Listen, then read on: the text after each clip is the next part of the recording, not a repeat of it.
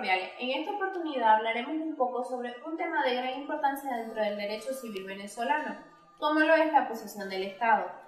Quienes estarán encargados de dar el resumen sobre este importante tema son Acosta José, Carrullo Andrea, Fernández Carlos, García Marieli, Sepúlveda Marieli, Vegas Daniela y quienes habla Liz Carrullo. Ahora bien, en cuanto a la posesión de Estado, en primer lugar cabe recordar que la posesión es considerada la imagen del derecho. Cuando se habla de posesión de Estado, se hace referencia a un conjunto de circunstancias, de hechos, que tienen valor de derecho y que se encuentran relacionadas con el estado civil de las personas, basada en el parentesco y la filiación. Cabe destacar que la posesión de un Estado implica, como bien se dijo, una situación de hecho. En otras palabras, esto quiere decir que quien posee es el titular de un derecho o atributo, el cual tiene ciertas obligaciones y derechos que no pueden ser olvidados. En resumen, se puede decir entonces que la posesión de un Estado no es más que el goce de un estado civil determinado, tomando en cuenta o recordando las obligaciones y derechos que éste tiene.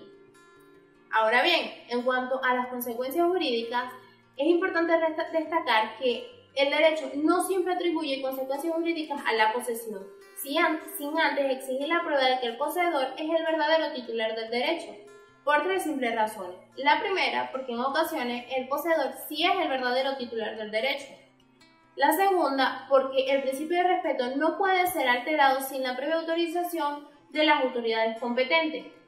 Y también porque en ocasiones pueden existir terceras personas que se vean afectadas por la creencia de que la persona, valga la redundancia, es el poseedor del derecho. Cabe destacar que todos los derechos, los estados pueden ser poseídos. Sin embargo, los que tienen efectos jurídicos son los estados familiares. Entra Carrullo y un punto relevante es acerca de los elementos de la posesión del Estado. Este se refiere a los hechos que dan apariencia de que una persona tiene un estado civil determinado. A su vez se dividen los elementos de la posesión del estado de hijo y el estado de cónyuge.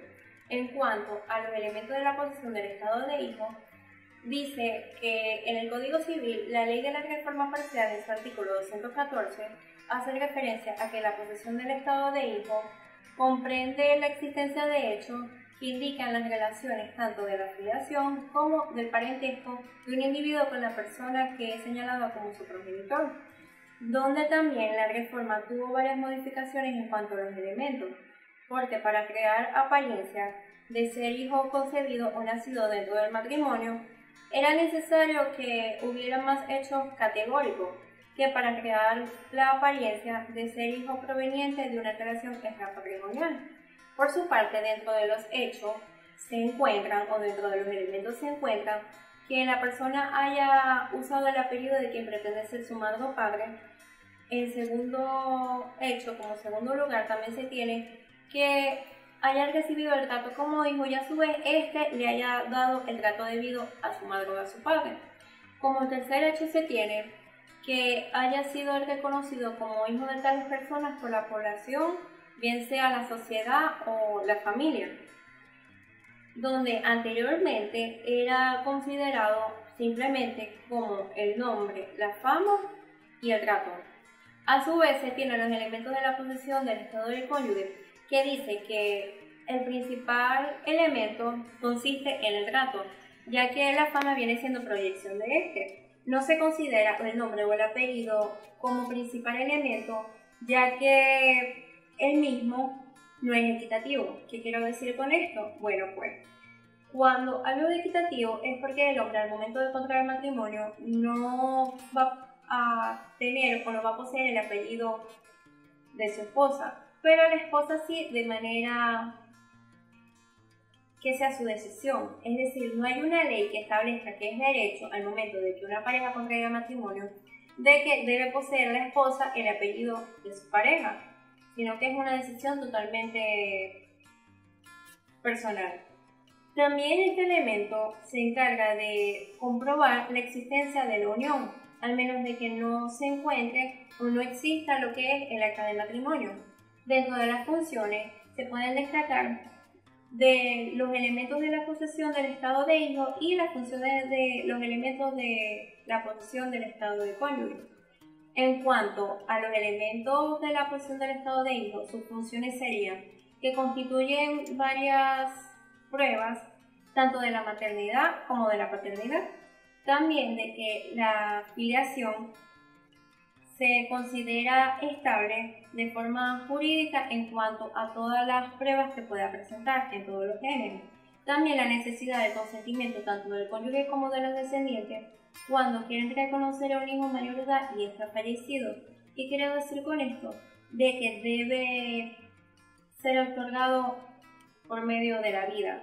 Se le puede otorgar la posesión del Estado mientras esté vivo, porque mientras fallezca o cuando ya haya fallecido no va a tener ningún beneficio, por decirlo así.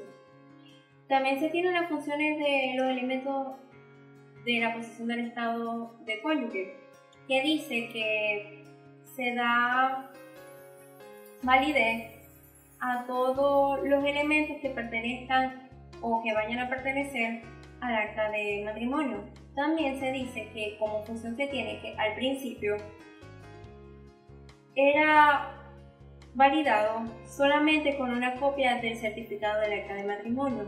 Hoy en día la posesión del Estado se encarga de otorgarle a la pareja o a los cónyuges la oportunidad de solicitar, como por decirlo así, que puedan validar su concubinato.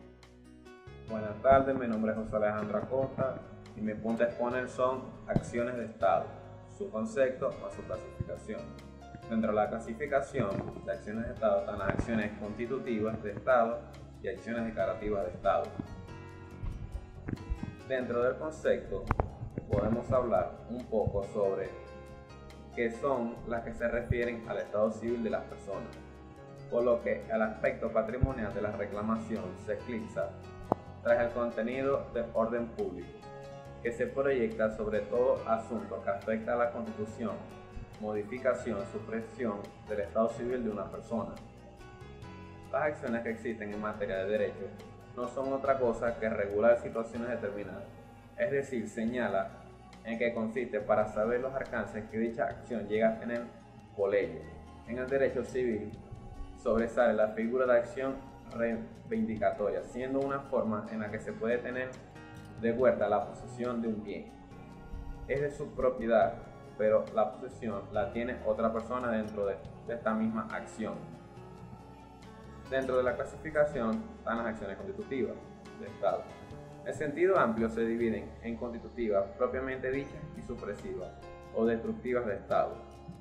Las acciones constitutivas tienen como característica no declarar la existencia de un derecho preexistente, sino la de tratar de obtener una sentencia que tenga afecto constituir, modificar o extinguir una relación jurídica previa a declaración de certeza de las condiciones que según una norma jurídica son necesarias para que se produzca dicha mutuación. Esta categoría de acciones es considerada por la doctrina en correlación con las llamadas derechos potestativos, los cuales unas veces puede ser ejercitado mediante una simple declaración de voluntad que directamente produce un efecto jurídico.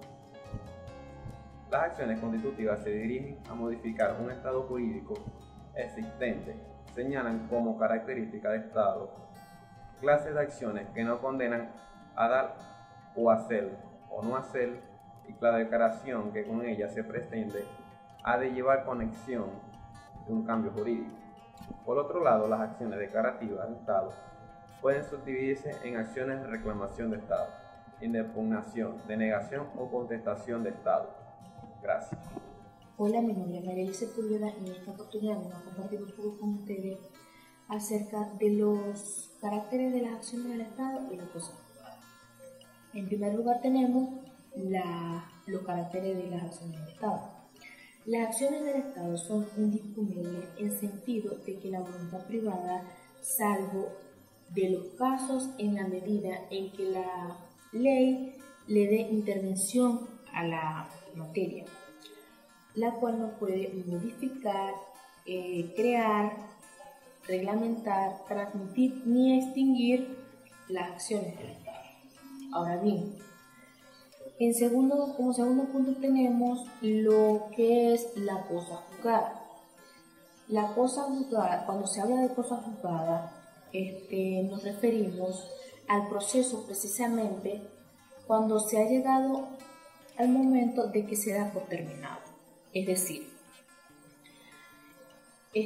cuando un procedimiento no hay recursos que ejercer, se considera cosa juzgada. La doctrina ha determinado dos vertientes: la cosa juzgada formal y la cosa juzgada material. La cosa juzgada formal, la cual se agota dentro de sus mismos procesos, impidiendo nuevos planteamientos. Sin embargo, admite cambios dentro de su dispositivo, es decir, lo juzgado en ella puede ser modificado en una decisión posterior. La cosa juzgada material o sentencial es inmutable, sin poder ser modificada ni rectificada a otros procesos o sentencias. Cabe destacar que parte de la doctrina considera de que la cosa juzgada es una sola. No existe ni cosa juzgada formal ni cosa juzgada material, ya que cuando se habla de que se puede modificar la llamada cosa juzgada formal por los nuevos hechos, significa de que se están juzgando nuevos hechos que nacieron posteriormente. La sentencia conformó hechos pasados cuando se decidió el juicio. Esto quiere decir que lo que vayan a juzgar es un nuevo procedimiento, ya que los hechos salieron posteriormente. Cuando se usan todos los recursos, que ya no queda ningún recurso que ejercer, se considera cosa juzgada y no se puede modificar. Los nuevos hechos que nacen posteriormente ya es un nuevo procedimiento. Muchas gracias. Buenas tardes, mi nombre es Marily García y les voy a hablar acerca de la impugnación de la paternidad. Es el proceso judicial mediante el cual se busca desmentir la paternidad legal por ciertas dudas que existen.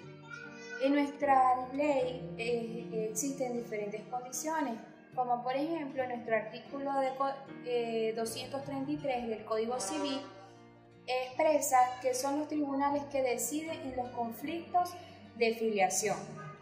Asimismo, en la Constitución de la República Bolivariana de Venezuela, nuestro artículo 56 expresa que toda persona tiene derecho a un nombre, a un apellido, a una identidad y que el Estado lo garantiza. ¿Quiénes son aquellas personas que pueden abrir un proceso judicial? El hijo, el cónyuge, la pareja o el compañero permanente, el padre a quien se acredita o la madre. ¿Y contra quién? Según el artículo 233 del Código Civil, contra el padre. En cuanto a los tribunales competentes, son los juzgados de la instancia y el lapso de tiempo es durante el año siguiente del descubrimiento de la prueba. En cuanto a la inquisición de la paternidad, procede cuando el hijo es nacido fuera del matrimonio y no se le reconoce voluntariamente por el padre. Entonces, la inquisición tiene por objeto establecer la filiación entre el supuesto padre y el hijo. ¿A quién se le corresponde? Al hijo. El hijo, y si es menor de edad, tiene que ser representado por el Ministerio Público o por su representante legal. Y si es mayor de edad, ya debería ir solo. ¿Y contra quién? Contra el padre.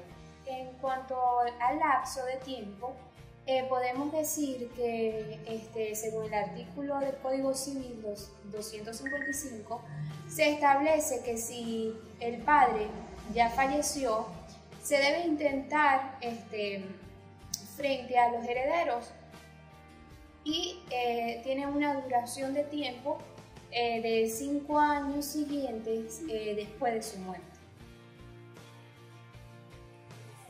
Buenas, mi nombre es Daniela Vega. En este momento vamos a hablar de la impugnación de la maternidad.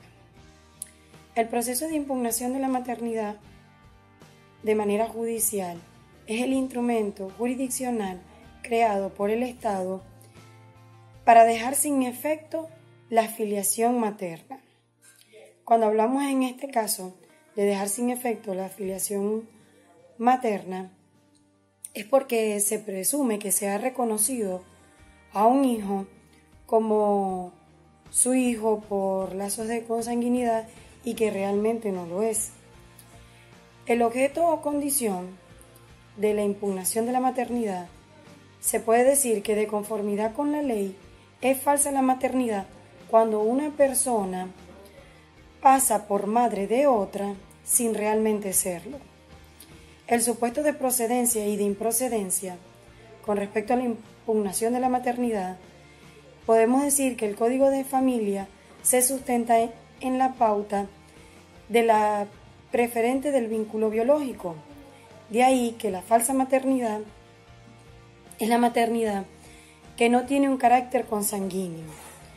Quiere decir esto que se puede proceder a la impugnación judicial de la maternidad y esto permite suprimir la maternidad, que ha sido concedida de manera voluntaria o por ley de buena fe y en donde se dice que una persona, si en una partida de nacimiento ha reconocido a un hijo tomándolo como su hijo y luego por situaciones diferentes se da cuenta de que realmente no es su hijo, como ejemplo, a veces pasa en los hospitales que cambian a los niños, es probable, aunque en una incidencia muy baja, se puede impugnar ese reconocimiento que se hizo por voluntad y también por ley.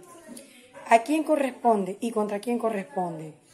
La acción o la determinación de la impugnación de la filiación que conforma a lo dispuesto en la legislación civil corresponden al hijo menor de edad, al incapacitado y lógicamente a la madre. Podrán ser ejercidos por sus representantes legales o por el ministerio indistintamente. También hablamos de lo que es los medios de prueba y los tribunales competentes a la impugnación de la maternidad. Como medios de pruebas tenemos la prueba de ADN o el vínculo biológico y los testigos, la promoción de testigos. También tenemos que el medio competente para esto, en todo caso, se refiere a los tribunales civiles y de familia, que son los competentes para este tipo de acción. Muchísimas gracias por toda su atención, por haber escuchado toda nuestra exposición. Mi nombre es Carlos Fernández.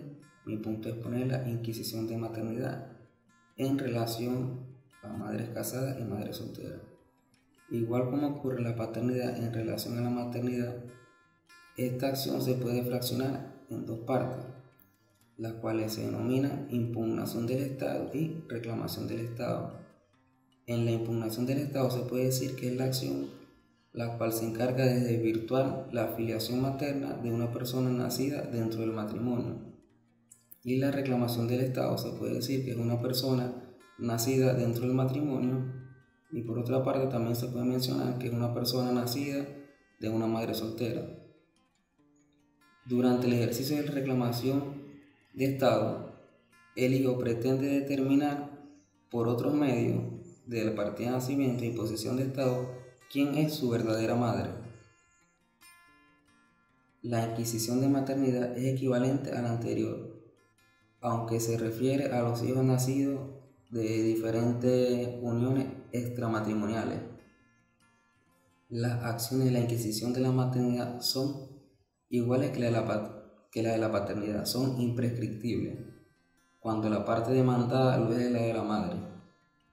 Pero si son los herederos de esta, no podría intentarse durante los 5 años después de su muerte, lo cual se encuentra establecido en el artículo 228 del Código Civil.